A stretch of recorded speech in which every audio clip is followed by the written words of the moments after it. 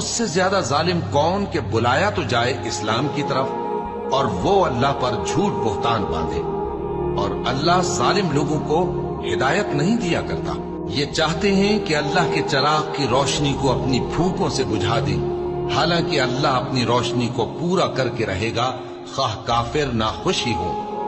وہی تو ہے جس نے اپنے پیغمبر کو ہدایت اور دین حق دے کر بھیجا تاکہ اسے سب دینوں پر غالب کرے، خواہ مشرکوں کو برا ہی لگے۔ مومنوں، میں تم کو ایسی تجارت بتاؤں جو تمہیں عذاب علیم سے نجات دے؟ وہ یہ کہ اللہ پر اور اس کے رسول صلی اللہ علیہ وآلہ وسلم پر ایمان لاؤ اور اللہ کی راہ میں اپنے مال اور جان سے جہاد کرو، اگر سمجھو تو یہ تمہارے حق میں بہتر ہے۔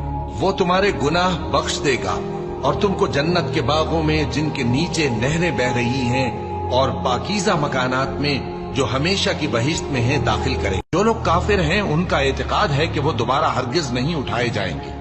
کہہ دو کیوں نہیں؟ میرے پروردگار کی قسم تم ضرور اٹھائے جاؤ گے، پھر جو کام تم کرتے رہے ہو وہ تمہیں بتائے جائیں گے، اور یہ بات اللہ کو آسان ہے۔ تو اللہ پر اور اس کے رسول صلی اللہ علیہ وآلہ وسلم پر اور اس نور یعنی قرآن پر جو ہم نے نازل فرمایا ہے ایمان لاؤ، اور اللہ تمہارے سب اعمال سے خبردار ہے۔ جس دن وہ تم کو اکٹھا کرے گا یعنی حشر کے دن، وہ نقصان اٹھانے کا دن ہے، اور جو شخص اللہ پر ایمان لائے اور نیک عمل کرے وہ اس سے اس کی برائیاں دور کر دے گا اور جنت کے باغوں میں جن کے نیچے نہریں بہ رہی ہیں داخل کرے گا۔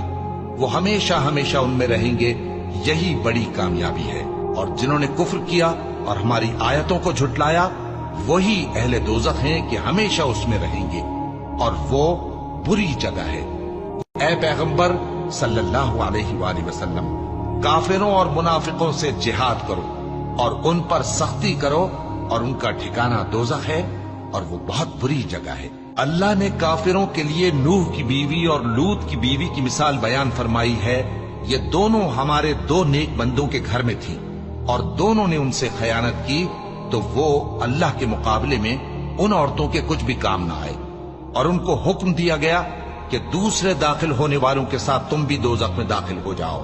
اور مومنوں کے لیے ایک مثال تو فرعون کی بیوی کی بیان فرمائی کہ اس نے اللہ سے التجا کی کہ اے میرے پروردگار، میرے لیے بہشت میں اپنے پاس ایک گھر بنا اور مجھے فرعون اور اس کے عمل سے نجات بخش اور ظالم لوگوں سے مجھ کو چھڑا لے۔ اور دوسری مثال عمران کی بیٹی مریم کی، جنہوں نے اپنی عزت و ناموس کو محفوظ رکھا تو ہم نے اس میں اپنی روح پھونک دی